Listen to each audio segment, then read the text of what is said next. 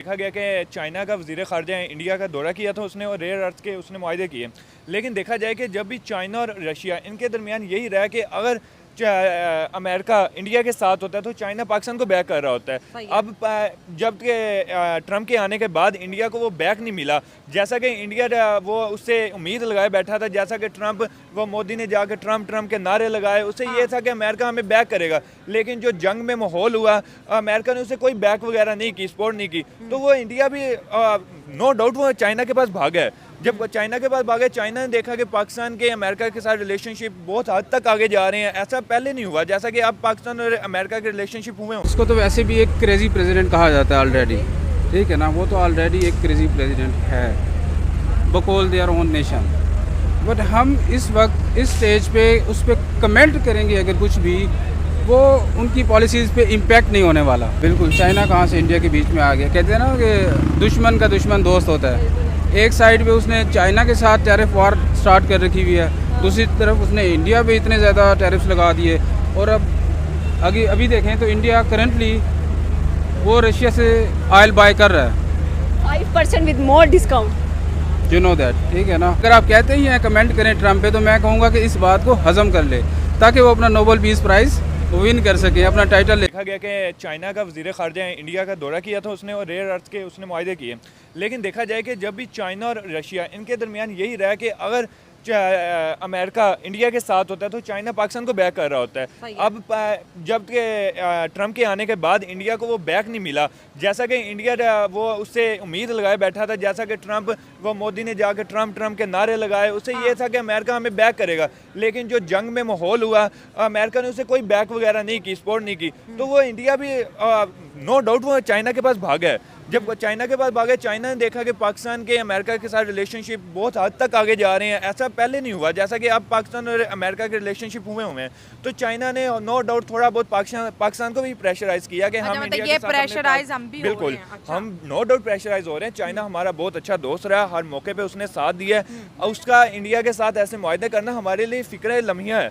लेकिन हमारे जो आर्मी चीफ हैं उन्होंने कहा है कि हम चाइना और अमेरिका दोनों को साथ लेके जाएंगे। लेकिन चाइना लगता है इस चीज़ को अच्छा नहीं समझ रहा। उन्होंने इंडिया के साथ जाके मुआहदे किए, रेयर अर्थ उन्हें दे रहा है, तो ये हमें थोड़ा सा फ़िक्र लम्हिया हमें सोचना चाहिए कि अगर चाइना और इंडिया के ताल्लुकात अच्छे होते हैं तो पाकिस्तान को इसका नुकसान है, क्योंकि अमेरिका तो नहीं ना हमारा हमसाया, अमेरिका उधर से उठ के नहीं आ सकता। हमारी जो मदद है फर्स्ट पोर्ट है वो चाइना कर सकता है। आपको क्या लगता है कि एशियन कंट्रीज इस वक्त स्ट्रॉन्ग हो रही हैं ट्रम्प के टैरिफ की वजह से? देखिए रशिया, चाइना और इंडिया, ये तीन बड़ी कंट्रीज़ ट्रम्प की पॉलिसीज़ की वजह से एक हो रही हैं, और जिसमें भारतीय मीडिया ये कह रहा है कि इस बात पे जो है ना ट्रम्प को नोबेल पीस प्राइज़ देना चाहिए कि उसने रशिया, चाइना और इंडिया को एक पेज पे ला खड़ा किया। बिल्कुल ऐसे ही है, जैसा कि ट्रम्प की पॉलिसी रही है वो इन तीनों मुल्कों के खिलाफ रही है। उन्होंने देखे चाइना पे टैरिफ लगाया, रशिया पे लगाया, वो तो रशिया के बहुत खिलाफ है। इंडिया ऑयल कंज्यूम करता था रशिया से, तो उसे ये बात अच्छी नहीं लगी, उसने इंडिया पे 50% टैरिफ लगा दिया। जब आप ऐसे अमल करोगे तो नो डाउट वो मुल्क इकट्ठे होंगे जिसके खिलाफ हो। आप देखें ट्रम्प चाइना के खिलाफ है, रशिया के खिलाफ है,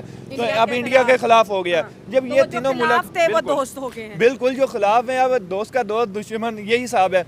तो अब वो खिलाफ हो गए, उन्होंने तो कुछ करना है ना, सर्वाइव करना है, तो वो लोग इकट्ठे हो रहे हैं। लेकिन ये पाकिस्तान के लिए थोड़ी लम्हा फिक्रिया। देखें आपका हमसाया मुल्क है, अगर वो आपकी सपोर्ट नहीं करेगा, इस टाइम जो सिचुएशन थी अमेरिका से पहले पाकिस्तान के सारे साथ है, बांग्लादेश पाकिस्तान के साथ था, चाइना पाकिस्तान के साथ है, इंडिया रुसवा हो चुका था, इंडिया नेबर से बहुत बड़ा रुसवा हो चुका था, देख नहीं सकता था कोई भी। अब हमला हुआ है, किसी ने उसकी सपोर्ट नहीं की। लेकिन अगर इस डेवलपमेंट के बाद अगर चाइना इंडिया की सपोर्ट करता है तो पाकिस्तान को बहुत नुकसान है।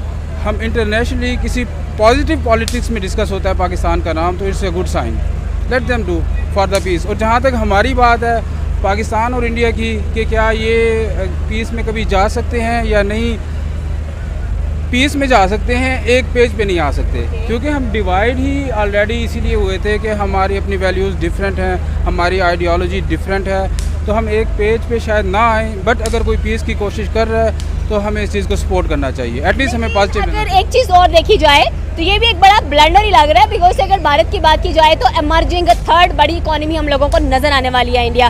पाकिस्तान की इकोनॉमी और इंडिया की इकोनॉमी में ज़मीन आसमान का डिफरेंस है। उनके प्रोजेक्ट्स में, हमारे प्रोजेक्ट्स में, उनकी पॉलिटिक्स में, हमारी पॉलिटिक्स में, उनका वे ऑफ डीलिंग में, हमारा वे ऑफ डीलिंग में ज़मीन आसमान का फ़र्क है। So how would you say that कि चले पीस प्रोजेक्ट चल रहा है तो चलना चाहिए? तो ट्रम्प मेरे ख्याल में अकल से काम नहीं ले रहे हैं। देखें, उसको तो वैसे भी एक क्रेज़ी प्रेसिडेंट कहा जाता है ऑलरेडी, ठीक है ना। वो तो ऑलरेडी एक क्रेज़ी प्रेसिडेंट है, बकौल देयर ओन नेशन। बट हम इस वक्त इस स्टेज पे उस पर कमेंट करेंगे अगर कुछ भी, वो उनकी पॉलिसीज़ पे इम्पैक्ट नहीं होने वाला। ओके, हम ये देखेंगे कि हमारे ऊपर टैरिफ्स कितने लगाए जा रहे हैं। हम तो हमें भी लगा दी है। या हमारे ऊपर 19% है और इंडिया पे 29% प्लस 29% एज पर जो मैंने लास्ट न्यूज़ देखी थी। 25 से 50 कर दिए। ओके, जो मैंने लास्ट देखी थी, वो obviously I am not updated. तो अगर आप इसको इस एंगल से देखते हैं तो आप ये समझ लें, जो इनकी इकानमी है इंडिया की, हम उसे फ़िलहाल इस वक्त कम्पीट भी नहीं कर सकते। ओके, अब इस चीज़ को अब आप अगर इसमें हो सकता है हम इंशाल्लाह जीतेंगे, अभी जीते भी हैं अगर हम कोई जंगी वार जीते हैं। बट अगर आप इकोनॉमी वॉर तो खत्म हो गई ना, वॉर क्यों बीच में आती है? वो तो खत्म हो गई ना, उसमें जो होना था हो गया। Now there is a future. आप फ्यूचर हेड की बात करें कि आगे क्या करना है। क्या हम एक जंग की बेस पर कहेंगे कि पाकिस्तान की इकोनॉमी भी बेहतर हो गई है, पाकिस्तान के लोग खुशहाल हैं, खाने को मिल रहा है, हमारे अच्छे ताल्लुकात चल रहे हैं? That is not the thing is that कि वॉर के बाद आप कितने स्टेबलाइज नजर आए हैं। अच्छा, इसमें यह है कि अभी मेरी बात मुकम्मल नहीं हुई थी। मैंने ये कहा कि जिस तरह अभी हम क्लेम कर रहे हैं और अल्हम्दुलिल्लाह हम एक जंग जीते भी हैं, अल्हम्दुलिल्लाह, इसमें कोई शक नहीं। इसमें जो हमारी अफवाज ने कारकर्दगी दिखाई है, दैट्स अनबिलीवेबल, अल्हम्दुलिल्लाह। बट हम इंडिया से एट दिस पॉइंट इकोनॉमिकल वार नहीं विन कर सकते। मैं ये कहना चाह रहा था, ठीक है ना। तो हम उससे इकोनॉमी वार क्यों नहीं विन कर सकते? क्योंकि हमारे अपने मुल्क में इस वक्त स्टेबिलिटी नहीं है, you know, political stability no, zero, nil. Okay, electricity की मतलब पावर स्टेबिलिटी नील आपके सामने है। कितने ज़्यादा हमारे टैरिफ ज़्यादा हैं हमारे पास इंपोर्ट करने के लिए हमारे पास रिज़र्व नहीं है, ये एक अलग पॉइंट है। उसके बाद अगर आप इंपोर्ट कर भी लेते हैं, जितनी इंपोर्ट ड्यूटीज़ हैं, तो रॉ मटेरियल एंड जो मशीनरी कास्ट है वो हमारे प्रोड्यूसर को बहुत ज़्यादा पड़ रही है। तो हमारी प्रोडक्ट्स मार्केट में जब जाती है तो बहुत महंगी होके जाती है। आप देखें कि अगर कोई भी ऐसा माहौल दोबारा पैदा होता है, क्योंकि मोदी को ये बहुत डिसअपॉइंट हुआ है इस जंग के बाद और उसे अपने लोग गालियां दे रहे हैं, अगर ये डेवलपमेंट होती है, चाइना थोड़ी बहुत उनकी सपोर्ट करता है, तो ये पाकिस्तान को नुकसान है। और तो अब देखिए ना, चाइना के पास हार्डवेयर है और इंडिया के पास सॉफ्टवेयर। बिल्कुल ऐसे ही है। हार्डवेयर और सॉफ्टवेयर मिल जाए तो पूरी दुनिया पे राज कर बिल्कुल ऐसे ही। अब जो नेक्स्ट जनरेशन की जंग है वो ये बम धमाकों से नहीं होनी, वो जो उनके हैकर जिनके मजबूत होंगे, जिनकी टेक्नोलॉजी मजबूत होगी, वो साइबर वॉर, बिल्कुल जैसा कि पाकिस्तान में इस जंग में साइबर वॉर का बहुत अहम किरदार था। उन्होंने उनके हाईजैक कर लिए सारा सिस्टम, तो पाकिस्तान ने आसानी से ये जंग जीत गया। लेकिन अब देखेंगे अगर चाइना और इंडिया साथ होते हैं, ट्रंप अगर इंडिया के साथ ऐसे दगा दे सकता है, तो पाकिस्तान के साथ देते वक्त उसे कोई इतनी परेशानी नहीं होनी। एक लफ्ज़ बोलना है, भाई आप करो। दुनिया का कोई भी मुल्क है, उनके अपने इंटरेस्ट होते हैं और वो जो भी इंटरेस्ट है वो अपनी नेशन के लिए उसको इंगेज करते हैं दूसरे मुल्कों के साथ, और जो भी पॉलिसियाँ बनाते हैं वो अपने मुल्क के लिए बनाते हैं। बहुत प्यारी बात। यहाँ पे मसला ये है, हम मोदी को बहुत बुरा कहते हैं, लेकिन मसला सिर्फ और सिर्फ ये है कि जितने भी मुल्क हैं, इनके सरबराह जितने भी हैं, वो अपने मुल्क और अपनी नेशन के साथ लायल हैं। क्या बात है। ये बड़ी बदनसीबी है, हमारी बदकिस्मती है। इट्स वेरी अनफॉर्चुनेट कि हमारे मुल्क में जितनी भी पॉलिसियाँ बनती हैं वो क्या कहते हैं उसको कि होता है ना, अंडर द टेबल। काश के हमारे यहाँ जो पॉलिसियाँ बने वो इस तरह बने कि जिसके अंदर मुल्की इंटरेस्ट को जो है ना वो आगे रखा जाए। सर, आपने बड़े पैट्रियोटिक वाली बात की है कि एक पैट्रियोटिज्म होना ज़रूरी है पॉलिटिशियंस के अंदर भी। मतलब आप इस चीज़ से नाराज़ हैं कि यार हमारी पॉलिसीज़ अवाम के इंटरेस्ट में नहीं है? जी बिल्कुल नाराज़ हैं। किस बात पे हम खुश हो सकते हैं? ठीक है, हमारा मुल्क है, जो भी गवर्नमेंट हो हमें उसके साथ, देखिए जब तक कौम और जो इदारे हैं, जो गवर्नमेंट है और जो नेशन है, जब तक इनके अंदर एक बाइंडिंग नहीं होगी, जब तक इनके अंदर जो हमारा पॉइंट ऑफ व्यू एक नहीं होगा, एक पेज पे नहीं होंगे, तो आप कुछ नहीं कर सकते। बड़ी खूबसूरत मसला सिर्फ और सिर्फ ये है कि हर मुल्क के अंदर लोग जो पॉलिसियाँ बनाते हैं, जो गवर्नमेंट पॉलिसियाँ बनाती है, वो अपने इंटरेस्ट के लिए बनाते हैं। हमारे यहाँ ये जो एक इशू है, ये लैकिंग है। सबसे बड़ी बात यह है कि बहुत जल्दी हम कंप्रोमाइज़ हो जाते हैं। ठीक है, इसलिए हमें किसी भी किस्म की इकोनॉमिकल वार की तरफ भी नहीं जाना चाहिए। एक तो होती है हमारे पास मिलिट्री वार, दूसरी इकोनॉमी वार।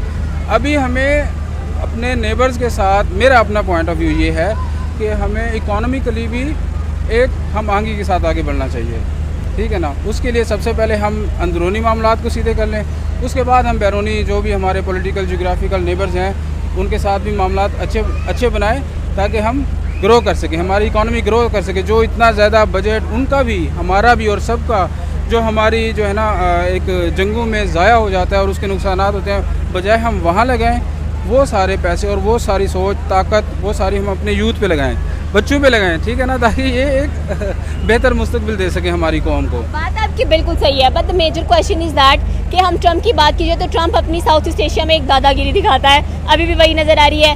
अपना एम्बेसडर इंडिया में भेज दिया, वो इस्लामाबाद भी आएगा, वो श्रीलंका भी जाएगा, वो ढाका भी जाएगा, फिर सेंट्रल एशिया की बात करें काजाकिस्तान को भी वो डील करेगा। तो व्हाट इज़ हैपनिंग, ये उसकी इजादारी तो नहीं है साउथ ईस्ट एशिया, फिर यहाँ पर आकर उसका काम करना बनता नहीं है। देखिए जी, उर्दू में हम कहते नहीं हैं जिसकी लाठी उसकी भैंस, इंग्लिश में हम कहते हैं माइट इज़ राइट, ठीक है ना। हम आप जितना भी कह लें कि हम कौन होते हैं उनको उनकी पॉलिसी को अडॉप्ट करने वाले, लेकिन होती है इम्प्लीमेंट होती है, हमारे यहाँ होती है उनकी पॉलिसीज़ इम्प्लीमेंट। ओके, ये अब रियलिटी है। हम जितनी भी आज़ादी का नारा लगा लें, जो भी कर लें, हमें इस हकीकत से अब हमें इस हकीकत को तस्लीम कर लेना चाहिए कि जिस वेस्ट को आप कुछ भी कह देते हैं, वो बैठे बैठे आपकी गवर्नमेंट्स भी चेंज कर सकते हैं, आपकी पॉलिसीज़ भी चेंज करा सकते हैं। आई डोंट नो कि आप ये प्ले करना चाहेंगे कि नहीं, सारा चलेगा, बट आपको रियलिटी एक्सेप्ट करनी पड़ेगी। और जहाँ तक बात है कि आप कह रही हैं ना कि वो साउथ एशिया का दादा बना फिरता है, वो हमारे इस खित्ते में अगर सबसे बड़ी कोई इकोनॉमिकल और मिलिट्री पावर है वो है चाइना। हाँ, चाइना के ऊपर ये सवाल करूंगी कि ट्रम्प को और ज़्यादा आग इस बात की लग रही है कि चाइना और इंडिया के ताल्लुकात अच्छे हो रहे हैं, चाइना और इंडिया आपस में एक दूसरे के करीब आते हुए दिखाई दे रहे हैं। और जाहिर सी बात है, जब टैरिफ्स लगे हैं तो चाइना ने इंडिया का पूरा साथ दिया है, और उनके अभी कह लेंगे डिप्लोमेट जो के थे वो इंडिया को विजिट करके गए हैं, और उसके बाद नरेंद्र मोदी भी जाने वाले हैं चाइना एसओ की मीटिंग अटेंड करने के लिए। तो ट्रम्प के ऊपर खतरा मंडरा रहा है कि चाइना कहाँ से अचानक इंडिया के बीच में आ गया। बिल्कुल, चाइना कहाँ से इंडिया के बीच में आ गया। कहते हैं ना कि दुश्मन का दुश्मन दोस्त होता है। एक साइड पे उसने चाइना के साथ टैरिफ वार स्टार्ट कर रखी हुई है, दूसरी तरफ उसने इंडिया पे इतने ज़्यादा टैरिफ्स लगा दिए, और अब अभी देखें तो इंडिया करंटली वो रशिया से ऑयल बाय कर रहा है 5% with more discount, you know that, ठीक है ना। तो अब ये बात उनको हज़म नहीं होनी चाह रही। अगर आप कहते ही हैं कमेंट करें ट्रम्प पे, तो मैं कहूँगा कि इस बात को हज़म कर ले।